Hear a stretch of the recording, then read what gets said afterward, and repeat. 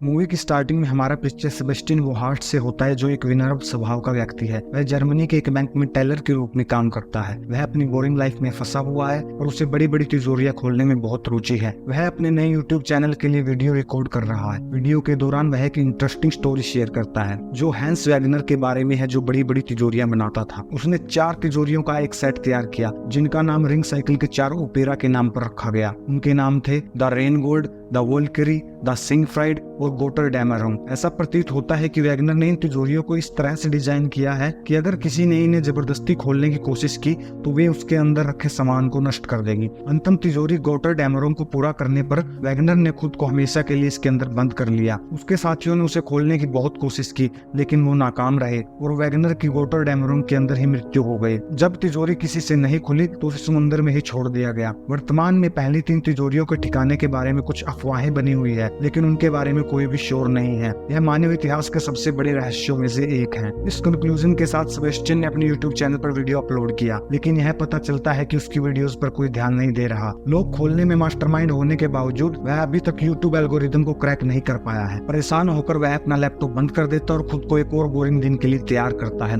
बाद में बैंक में एक निराश कस्टमर से बातचीत करते हुए सेबेस्टियन को अमेरिका में अचानक ज़ॉम्बीज के बारे में खबर मिलती है। उसी समय वह जिस व्यक्ति की सहायता कर रहा है उसे ज़ॉम्बी जैसा व्यवहार करते हुए देखता है, इसलिए वह जल्दी से उसके काम को पूरा करता है और उसे दूर भेज देता है। लंच ब्रेक के दौरान सेबेस्टियन को किसी अनजान आदमी से अपनी वीडियो पर पहला कमेंट आता है। अजनबी उसे एक स्पेशल जगह पर अपनी कला का प्रदर्शन करने के लिए इनवाइट करता है और उसकी एंट्री के लिए उसे एक एड्रेस और पासवर्ड भी दिया गया। हैरान सेबेस्टियन उस जगह पर जाने का फैसला करता है। पहुंचने पर उसका सामना एक सिक्योरिटी गार्ड से होता है जो पासवर्ड को चेक करने के बाद उसे अंदर जाने देता है। वह अंधेरे वाले एक वेयर हाउस में पहुंचा और खुद को एक तिजोरी खोलने वाले कंपटीशन के बीच पाता है जहां उसे 7वें प्रतियोगी के रूप में पेश किया गया। हालांकि शुरू में वह हैरान होता है, लेकिन फिर वह हर राउंड जीत जाता और कंपटीशन का विनर बनता है। जैसे ही भीड़ उसके लिए तालियां बजाती है, वह देखता है कि ग्वेंडोलिन नाम की एक खूबसूरत महिला उसे देखकर मुस्कुरा रही है। यह पता चलता है कि ग्वेंडोलिन एक फेमस चोर है जिसने 6 साल की उम्र में अपराध का जीवन शुरू किया था। वह पलक झपकते ही गहने और कीमती सामान चुराने की क्षमता रखती है। प्रेजेंट में वह एक वांटेड क्रिमिनल है। अगले दिन सेबेस्टियन अपना डेली रूटीन फॉलो करता है, तब वह अचानक ग्वेंडोलिन से मिलता है। वे कॉफी पीते हुए बात करते हैं और ग्वेंडोलिन ने खुलासा किया कि उसी ने उसके यूट्यूब वीडियो पर कमेंट किया था।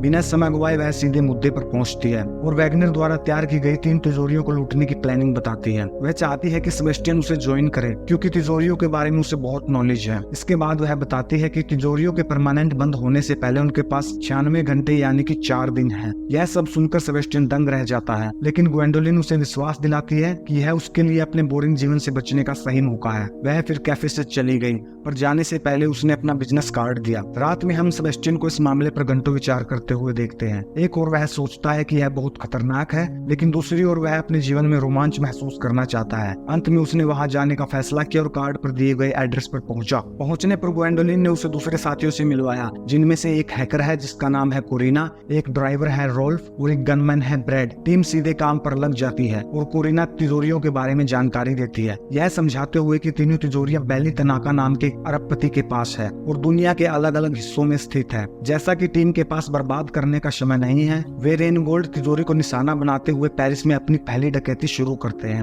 उनके प्लान के अनुसार सेबेस्टियन पहले बैंक में प्रवेश करता है और टॉयलेट में छिप जाता है। उसके बाद ग्वेंडोलिन एंटर करती है और झूठे नाम से लोकर्स तक पहुंचने की रिक्वेस्ट करती है। फिर स्टाफ का ध्यान भटकाने के लिए कोरिना आती है ताकि ग्वेंडोलिन सेबेस्टियन को बाहर निकाल सके। फिर सेबेस्टियन और ग्वेंडोलिन तिजोरी की तरफ बढ़ते हैं, पर सिर्फ तिजोरी के सामने आने पर सेबेस्टियन हैरान रह जाता है और वह थोड़ी देर के लिए उससे बातें करता है। उसके बाद उसने लॉक को खोलना शुरू किया और बहुत कम समय में ताले को खोल दिया। थोड़ी देर सेलिब्रेट करने के बाद वो पैसा इकट्ठा करने लगते हैं, जबकि सेबेस्टियन को चिंता है कि वो इतना ज्यादा पैसा कैसे लेकर जाएंगे। ग्वेंडोलिन उसे याद दिलाती है कि उनका उद्देश्य केवल पैसा कमाना नहीं है, बल्कि इस तिजोरी को खोलकर नाम कमाना है और फेमस होना है। अंत में ब्रैड बैंक के भीतर स्टाफ को डिस्ट्रैक्ट करता है, जिससे सेबेस्टियन आसानी से पैसे लेकर बाहर निकल जाता है। यह जीत सेबेस्टियन में एक नया आत्मविश्वास पैदा करती है और अपने जीवन में पहली बार वह प्राउड महसूस करता है। अगले सीन में हम फ्रेंच इंटरपोल के अधिकारियों को एक मीटिंग के लिए इकट्ठा होते हुए देखते हैं, जिसके दौरान डेलाक्रोई नाम का एक एजेंट इस चोरी की छानबीन करता है। यह पता चला कि डेलाक्रोई वर्षों से ब्रैड और ग्वेंडोलिन का लगातार पीछा कर रहा है, फिर भी वे हर बार पकड़े जाने से बच गए। अपने पिछले एनकाउंटर में डेलाक्रोय ब्रैड को पकड़ने ही वाला था, पर उसने उस पर गोली चला दी और वहां से भाग गया। डेलाक्रोय को पता चलता है कि उनके साथ सेबेस्टियन भी है जो आसानी से तिजोरी खोल सकता है और वे बाकी 2 तिजोरियों को लूटने की प्लानिंग कर रहे हैं। उनकी टीम के पास उन्हें पकड़ने के लिए 2 और मौके हैं। ग्रुप अपने ठिकाने पर पहुंचा और अपनी जीत का जश्न मनाने लगा।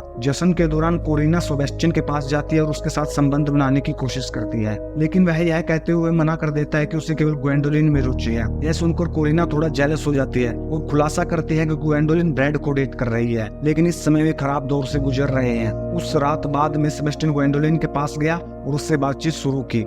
वे अपने पास्ट के बारे में बातें करने लगे। सेबेस्टियन ने बताया कि कैसे तिजोरी खोलने के उसके इंटरेस्ट ने उसे दूसरे बच्चों से अलग कर दिया, जबकि ग्वेंडोलिन ने अपने अमीर परिवार के साथ अपने झगड़ों के बारे में बताया, जिसके बाद उसने अकेले जीने का फैसला किया। दुर्भाग्य से ब्रैड ने उन्हें एक साथ देख लिया और वह बहुत गुस्सा हो गया। अगले दिन ग्रुप अपनी दूसरी चोरी के लिए प्राग जाता है, लेकिन उन्हें नहीं पता था कि डेलाक्रोय और उनकी टीम पहले ही वहां पहुंच गई थी और उन्होंने सुरक्षा बहुत बढ़ा दी थी। अपने प्लान को प्रैक्टिस करने के बाद कोरिना बैंक के सिस्टम को हैक करती है, जिससे सेबेस्टियन एक कर्मचारी के रूप में अंदर चला जाता है। उसके बाद ग्वेंडोलिन उसे तिजोरी की तरफ जाने का रास्ता दिखाती है। इस दौरान गार्ड्स को शक हो जाता है क्योंकि वे कैमरे पर सेबेस्टियन को गायब होते हुए देखते हैं। हालांकि जब वो लिफ्ट से निकलते हैं तो उनका सामना गार्ड से होता है, लेकिन ग्वेंडोलिन उन पर हमला करके उन्हें जख्मी कर देती है। इसके बाद दोनों तिजोरी की ओर बढ़ते हैं और इसे खोलने के लिए तैयार है। तभी डेलाक्रोय को शक होता है कि अंदर कुछ गड़बड़ है। तब उसने बैंक के अंदर जाने का फैसला किया। हालांकि वहां पहुंचने पर उन्हें पता चला कि यह वोल्करी तिजोरी नहीं है। इसके बारे में बैंक मैनेजर से पूछा तो उसने बताया कि वोल्करी को सुरक्षित रखने के लिए दूसरे बैंक में ट्रांसफर कर दिया गया था। इसका मतलब है कि डेलाक्रोय और उसकी टीम गलत स्थान पर पहुंच गई है, इसलिए बिना समय बर्बाद किए वे अपने वाहनों में सवार हो जाते और चोरों को पकड़ने के लिए दौड़ पड़ते हैं। दूसरी ओर सीसीटीवी फुटेज में गड़बड़ी देखने वाले सुरक्षा गार्ड ने सिक्योरिटी सिस्टम को ऑन कर दिया था, जिससे तिजोरी के सभी दरवाजे बंद हो गए। इसलिए अब उन्हें प्लान बी पर अमल करना होगा। ब्रैड एक मास्क पहनकर अंदर घुसता है और गार्ड्स को नशीली दवाई से बेहोश कर देता है ताकि सेबेस्टियन और ग्वेंडोलिन को और समय मिल सके। हंगामे को देखकर एक गार्ड अलार्म बजाता है और अधिकारियों को वार्न करता है। बैंक के सभी दरवाजों को बंद कर देता है। इस बीच सेबेस्टियन किसी तरह तिजोरी को खोल देता है और इसकी खुशी में उसने ग्वेंडोलिन को गले लगाया। वह उसे किस करने ही वाला था कि तभी कोरिन उनसे पूछती है कि वहाँ क्या चल रहा है, ताकि ब्रैड बैंक से बाहर निकल सके। इससे वो डिस्ट्रैक्ट हो जाते हैं और ब्रैड को वहाँ से निकलने का सिग्नल देते हैं। बाहर निकलने की कोशिश में ब्रैड के कंधे पर गोली लग जाती है, लेकिन वह खिड़की से कूद जाता है और वैन की तरफ आगे बढ़ता है। डेलाक्रोय और उनकी टीम के घटनास्थल पर पहुंचने से कुछ ही समय पहले सेबेस्टियन और ग्वेंडोलिन भी बैंक से बाहर निकल जाते हैं। वे दोनों वैन की ओर भागे। ब्रैड ने ग्वेंडोलिन को वैन के अंदर खींच लिया, लेकिन सेबेस्टियन से जेलस होकर उसने उसे बाहर धकेल दिया और पुलिस के लिए पीछे छोड़ दिया। अब पुलिस सेबेस्टियन के पीछे है, इसलिए वह जल्दी से एक साइकिल उठाकर वहाँ से भागने लगता है। वह पतली गलियों और किनारों की तरफ से भागता है ताकि पुलिस से बच सके। वह किस्मत से एक ट्रेन की तरफ जाता है और उस पर चढ़ जाता है, लेकिन साथियों द्वारा धोखा देने की वजह से उसे बहुत दुख हुआ।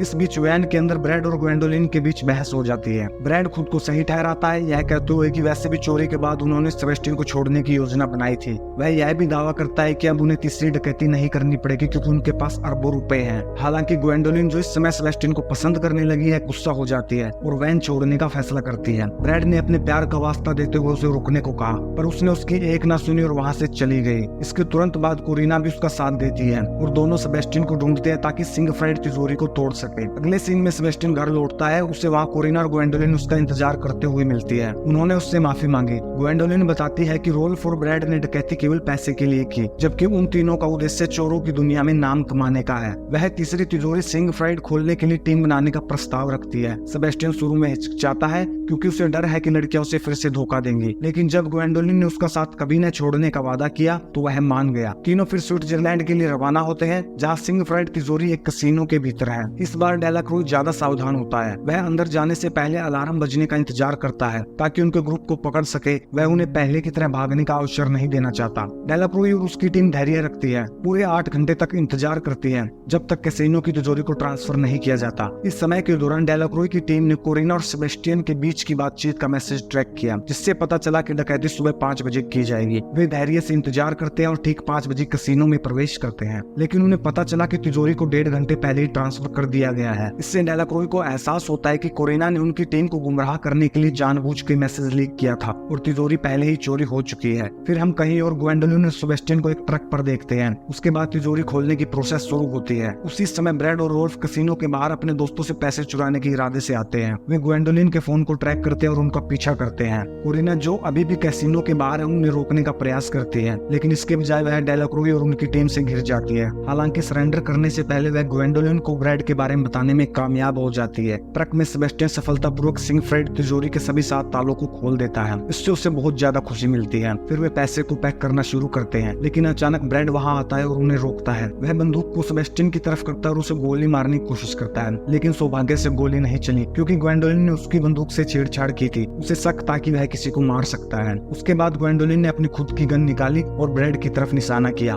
लेकिन उसने उसे नहीं मारा और वे ट्रक के साथ उन्हें बांधकर वहां से निकल गए। फिर ग्वेंडोलिन और सेबेस्टियन एक नाव तक पहुंचते हैं। उतरने से पहले कार में सेबेस्टियन घबराकर ग्वेंडोलिन के सामने अपने प्यार का इजहार करता है, जिसके जवाब में वो उसे किस करती है। तभी डेलाक्रोई हाथ में बंदूक लेकर वहां पहुंचता है। वह उन्हें हमेशा के लिए जेल में डालना चाहता है। ग्वेंडोलिन भी उसकी तरफ बंदूक करती है, लेकिन वह हार मानने को तैयार नहीं है। वह एक डील करती है कि अगर डेलाक्रोई सेबेस्टियन को जाने देगा तो वह सरेंडर कर देगी। डेलाक्रोई इस बात पर मान गया। ग्वेंडोलिन ने सेबेस्टियन को जाने को कहा और उससे वादा किया कि जेल से रिहा होने पर वह उससे मिलेगी और वो दोनों तीसरी तिजोरी की तलाश करेंगे। सेबेस्टियन भारी मन से नाव पर सवार होता है और फ्यूचर में ग्वेंडोलिन से मिलने का संकल्प लेता है। कुछ समय बीत जाता है और हम सेबेस्टियन को एक ताला बनाने वाली दुकान के मालिक के रूप में पाते हैं। एक दिन 2 कस्टमर सेबेस्टियन के स्टोर पर जाते हैं और उसे चौथी तिजोरी गोटर डैमरोम का एक नक्शा पेश करते हैं। उन्होंने उसे डकैती के लिए अपनी टीम में इनवाइट किया। जवाब में सेबेस्टियन बस मुस्कुराता है। इससे पता चलता है कि वह अपनी आखिरी डकैती करने को तैयार है। मूवी यहीं पर समाप्त हो जाती है। ऐसी ही और वीडियोस देखने के लिए हमारे चैनल को सब्सक्राइब करें।